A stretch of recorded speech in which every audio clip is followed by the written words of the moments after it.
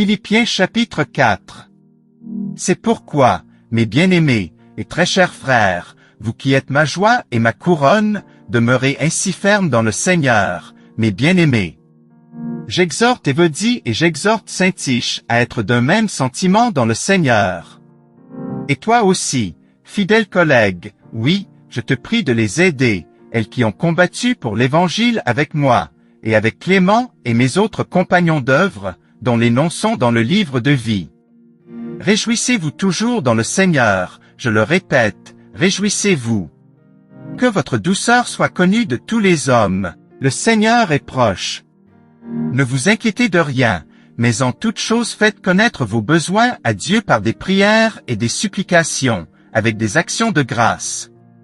Et la paix de Dieu, qui surpasse toute intelligence, gardera vos cœurs et vos pensées en Jésus-Christ. Au reste, frères, que tout ce qui est vrai, tout ce qui est honorable, tout ce qui est juste, tout ce qui est pur, tout ce qui est aimable, tout ce qui mérite l'approbation, ce qui est vertueux et digne de louange, soit l'objet de vos pensées. Ce que vous avez appris, reçu et entendu de moi, et ce que vous avez vu en moi, pratiquez-le. Et le Dieu de paix sera avec vous. J'ai éprouvé une grande joie dans le Seigneur de ce que vous avez pu enfin renouveler l'expression de vos sentiments pour moi. Vous y pensiez bien, mais l'occasion vous manquait. Ce n'est pas en vue de mes besoins que je dis cela, car j'ai appris à être content de l'état où je me trouve. Je sais vivre dans l'humiliation, et je sais vivre dans l'abondance. En tout et partout j'ai appris à être rassasié et à avoir faim, à être dans l'abondance et à être dans la disette. Je puis tout par celui qui me fortifie.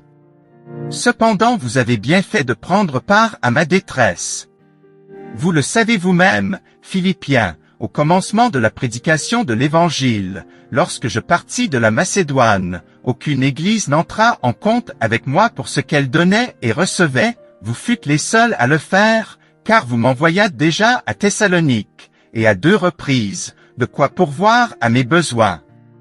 Ce n'est pas que je recherche les dons, mais je recherche le fruit qui abonde pour votre compte. J'ai tout reçu, et je suis dans l'abondance. J'ai été comblé de bien, en recevant par Épaphrodite ce qui vient de vous comme un parfum de bonne odeur, un sacrifice que Dieu accepte, et qui lui est agréable. Et mon Dieu pourvoira à tous vos besoins selon sa richesse, avec gloire, en Jésus-Christ. À notre Dieu et Père soit la gloire au siècle des siècles. Amen. Saluez tous les saints en Jésus-Christ. Les frères qui sont avec moi vous saluent. Tous les saints vous saluent, et principalement ceux de la maison de César.